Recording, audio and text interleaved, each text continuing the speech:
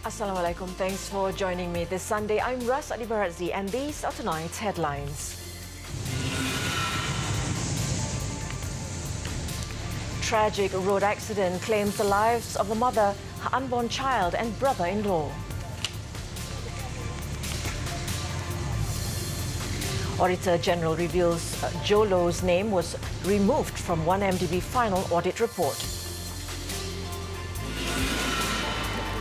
And at least 29 killed when party boat carrying about 100 passengers capsizes in Lake Victoria.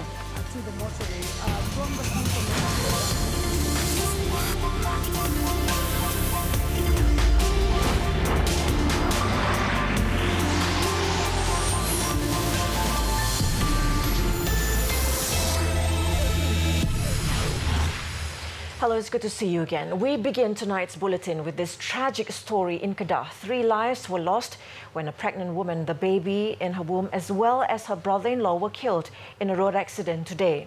The incident occurred at the Kulim high-tech traffic light intersection while they were on their way to the Kulim hospital at 6 a.m. The victims were travelling in a Proton Wira as the woman was about to deliver her second child. When the car approached the traffic light junction, another car, a Proton Saga FLX, failed to stop, causing it to collide with the Wira, which then skidded to the road shoulder and hit a tree. A team of firefighters and fire engine were dispatched to the scene to rescue the victims who were pinned in the vehicle. The woman and her unborn child died while she was being rushed to the hospital, while her brother-in-law died on the spot. There are 3 other family members who were in the same car were also injured and taken to the same hospital. Kulim Police Chief Superintendent Ahmad Nasir Jaafar said the deceased were identified as 31-year-old Mazida Shari and 26-year-old Muhammad Ghani Abdul Razak. The case is being investigated under the Road Transport Act.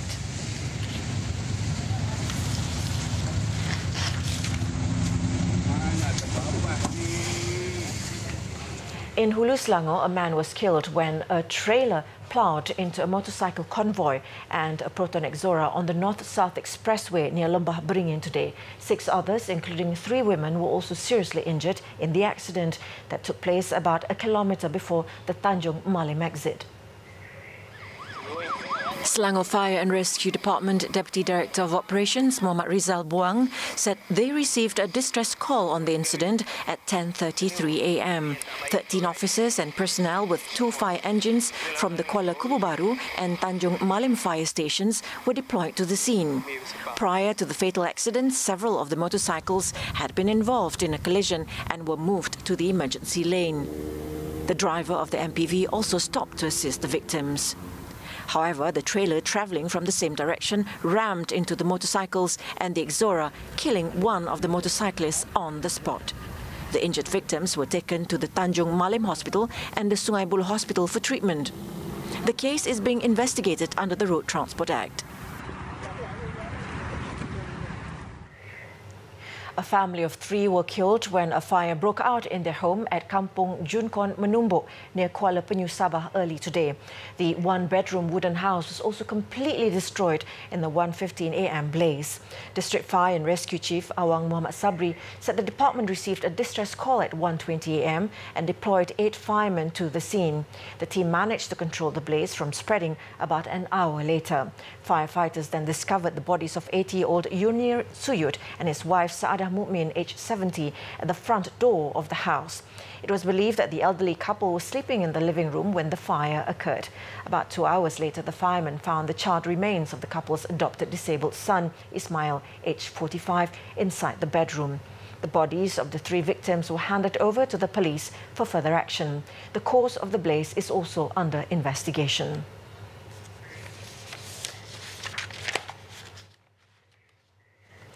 Police are conducting a probe into a freak accident in which a 15-year-old girl died after her head was caught at a swing at a playground in Kepong yesterday. Sentul Police Chief Assistant Commissioner Shan Mugamurthy Chinaya said police are waiting for a report on the post-mortem, which was conducted today to determine the girl's cause of death. Authorities received information on the incident at 6:30 p.m. yesterday. It was understood that the girl had earlier gone to the playground with her relatives. She was sitting on the swing before her head was suddenly caught at the swing's steel bar. This caused the victim to sustain bleeding to her nose and ears. Passers-by managed to help free her from the steel bar, and the victim was taken to the Selayang hospital for treatment. However, she succumbed to her injuries at the hospital at 7:30 p.m. The swing had been cordoned off as a safety precaution pending police probe. In Negeri Sembilan, 6 men were nabbed by cops for illegal street racing in Nilai early today. They were held in a joint raid conducted by Bukit Aman and the State Police at Persiaran Technology Bandar Enstek at about 2:30 a.m. Although the illegal racers tried to flee from the scene, authorities managed to intercept their cars after giving chase. Dalam operasi ini kami telah berjaya menangkap 6 lelaki Melayu dengan rampasan 6 buah kereta termasuk sebuah kereta mewah. Mereka datang daripada kawasan sekitar dan menduga kelajuan di sini. According to police, the raid was made possible after receiving public tip-off. The cars that were seized as well as the suspects were then taken to the Nilai Traffic Police Station for further action.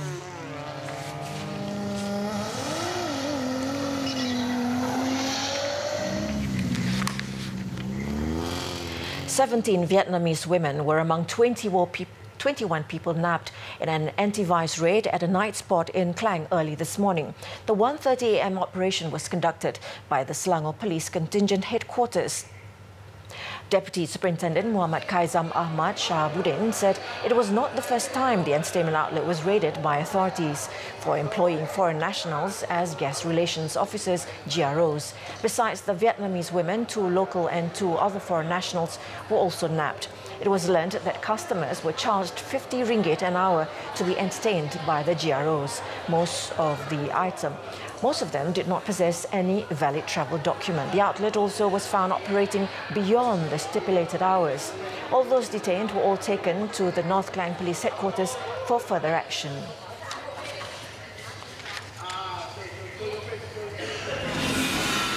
In Johor, a 20-year-old private college student was charged at the Kota Tinggi Magistrates Court with reckless driving and causing the deaths of 2 people 2 months ago.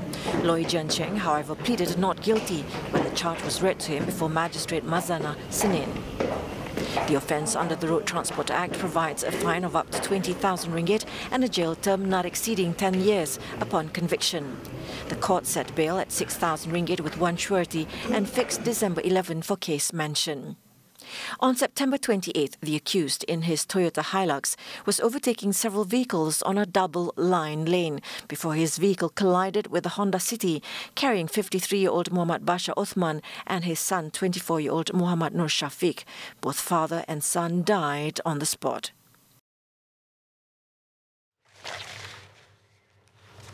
Auditor General Tan Sri Madina Muhammad has confirmed that the original audit report on One Malaysia Development Berhad 1MDB has been altered to remove the name of fugitive financier Low Taek Jo, better known as Jo Low, on the orders of former Prime Minister Datuk Sri Najib Tun Razak. She issued a statement today confirming this with a full chronology of the tamperings that took place prior to the audit report being presented to the Public Accounts Committee PAC on March 4, 2016. In the statement, she confirmed that Jo Low attended a 1MDB Board of Directors meeting. However, this fact was asked to be dropped by Datuk Sri Najib through his then Principal Private Secretary Tan Sri Shukri Saleh. On February 20th, Datuk Sri Najib also ordered the removal of paragraphs stating that there were 2 versions of 1MDB financial statements for the year ending 2014. The reason was that it was sensitive and to avoid the fact to be twisted by the opposition. Due to several stages and processes to remove and alter several paragraphs from the report, the presentation of the audit report to the PAC, which was originally scheduled for February 24th, was delayed to March 4th and 7th. Tan Sri Madina also said she briefed the Cabinet on November 23rd about the issue and was told to issue a statement on what took place regarding the tampering on the audit report. The Auditor General added that the unaltered version of the 1MDB audit report has also been submitted to the Malaysian Anti-Corruption Commission (MACC) and the police for further investigation.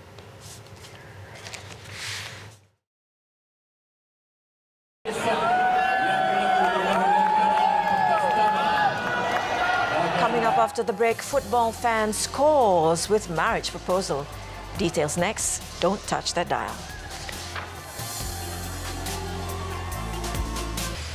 Welcome back. Let's move on with our daily segment Clickbait, where we take a look at what's trending and making rounds in the cyber world today. Now, there's a fine line, between cultural appreciation and cultural appropriation. And with Dolce & Gabbana's D&G's recent advertisement, netizens worldwide are slamming the luxury brand for being racist. However, in the wake of the uproar, a fashion blogger known as Serena Hottie produced an ingenious parody starring American author Nathan Rich. The parody went viral on social media, which raked in over 10 million views before it was taken down. The original ads, which show an Asian woman struggling to eat Italian food with chopsticks, eventually led to the cancellation of the brand's fashion show, scheduled on November 21st in Shanghai. In the 2-minute spoof, Rich plays a foreign guy struggling to eat Chinese food with fork and knife. The spoof, first posted on Weibo, mysteriously disappeared. Nonetheless, thousands managed to share the post, which was then re-uploaded elsewhere. The D&G scandal escalated when its founder, Stefano Gabbana, allegedly spit numerous racist and rude words about China and its people while responding to an Instagram user who called him out. However, the brand has since denied the allegations, claiming that his account had been hacked. Models participating in the Shanghai fashion show backed out and apparently contributed to its cancellation. According to Instagram account Diet Prada, a slew of Chinese celebrities have also boycotted the brand, including Zhang Ziyi, Li Bingbing and Chen Kun. Meanwhile, China Daily reported Wang Junkai and Rabah Dilmurad, who are D&G's ambassadors in China and Asia Pacific, terminated their deals with the company. It was a crucial match between Malaysia and Myanmar last night to determine if the national team will see it through to the semi-finals. But in the midst of all of the stress and pressure, a Malaysian fan was also looking to score in a different kind of game. And he did. It all transpired during the half-time break of the match when Harimau Malaya was leading by 2 goals at the time. As anticipation for victory was building up among the 80,000 fans rocking the stadium, hoping for an entertaining second half, it was at that moment when the sweet marriage proposal came on the stadium's video screen. The lucky girl looked confused at first as her boyfriend told her to stand as he got down on one knee. And the best part? Not only did the woman say yes, the now engaged couple also had another reason to celebrate as Malaysia eventually won the match 3-0. Now, here's to the biggest winners of the night. Congratulations on your engagement.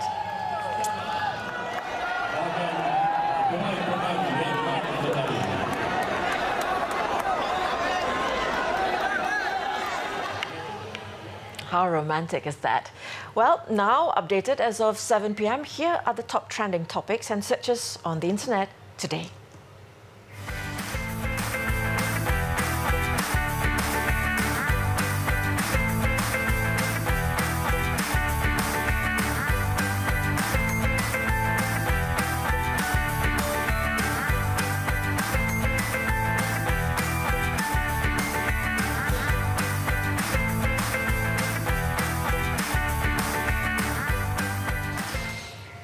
Moving on, the Prime Minister today hailed the success of Dash Resorts managing company Riyas Hotels and Resorts for turning the once government-owned building into an attractive, high-class accommodation on Qattar's Langkawi Island. Tun Dr. Mahathir Mohamad said this again proved that the government should not be involved in business but to leave it to the private sector. Government is not in the business of doing business. Government is about passing laws and punishing people. That's what government is all about. You do something wrong, we'll catch you and you'll have to pay a high price for that. In that, we are very efficient. By running business, we are not very efficient. The screen on the count of 3. Speaking at the opening of Dash Resort, a new international resort at Pantai Tengah, the Premier also called on Malaysians to seize the job opportunities created from this and many other projects in the island and all over the country. He added that if Malaysians were slow in responding to the employment opportunities created from the commencement of international businesses, foreigners from faraway places may have to be brought in to fill the positions. The building, which was once a teachers' institute, was later upgraded to a hotel. However, it could not be well managed and was taken over by the Riaz Group, where 30 million ringgit was invested to develop this facility.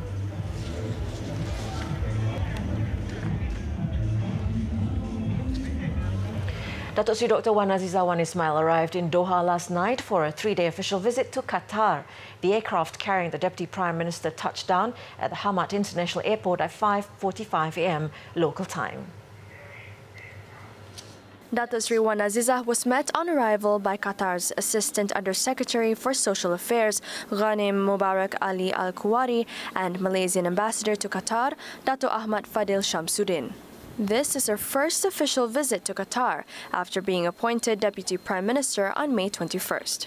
She is scheduled to have an audience with the Emir of Qatar, Sheikh Tamim bin Hamad Al Thani, as well as pay a courtesy call on Qatar Prime Minister and Minister of Interior, Sheikh Abdullah bin Nasir bin Khalifa Al Thani. The itinerary of Datuk Seri Wan Azizah, who is also Women, Family and Community Development Minister, includes making a courtesy call on Qatar Deputy Prime Minister and Minister of State for Defence Affairs, Dr. Khalid Mohammed Al Attiyah, a meeting with the Minister of Administrative Development, Labour and Social Affairs, Yusuf Mohammed Al Othman Fakhru, and a presentation on the Emirates' social affairs sector. Ambassador Ahmad Fadil told Malaysian media that Datuk Seri Wan Azizah will also deliver a speech entitled The New Malaysia, Navigating the Journey Towards Convergence at Qatar University. She will also be meeting the Vice Chairperson and CEO of Qatar's Foundation for Education, Science and Community Development, Sheikha Hind bint Hamad Al Thani, as well as the Malaysian diaspora in Qatar. Datuk Seri Wan Azizah is accompanied on her visit by Deputy Foreign Minister, Senator Datuk Marzuki Yahya and Deputy Finance Minister, Datuk Amiruddin Hamzah. Personal hygiene will be included as the 9th cluster of the soon-to-be-launched National Community Policy. Housing and Local Government Minister Zuraida Kamaruddin said the new cluster will focus on raising awareness on the importance of personal hygiene care among the bottom 40% of income earners B40. Sekarang kluster yang saya ada adalah Dr. Mary boleh bantu saya 8. Dia berbentukkan fizikal dan juga akademik, keselamatan, education, but it's not included hygiene. Dan saya harap dengan adanya inisiatif begini akan dapat memperkasakan komuniti, memberdayakan komuniti, at the same time juga memberikan keyakinan diri kepada anak-anak yang muda ini, kerana kita faham bila kebersihan diri itu adalah part of personality kita. 600 boxes of kotak cantik were distributed to teenagers aged 13 and 17 years old during the program, which consists toothbrushes, toothpaste, sanitary pads, and shavers. Zuraida said dialogue sessions on the new policy with students from public and private institutions nationwide will also be held starting January next year. The National Community Policy, scheduled to be launched next month, will outline guidelines, action plans, and list programs for implementation by the relevant departments and agencies to shape a civilized society. The need for the policy at the national level outlines the importance of building a developed nation based on the mentality of the people, their lifestyle, and the environment, so as to symbolize a progressive and mature nation. The measures in the policy would be implemented first in the housing areas under the jurisdiction of the ministry and then expanded to other agencies and sectors.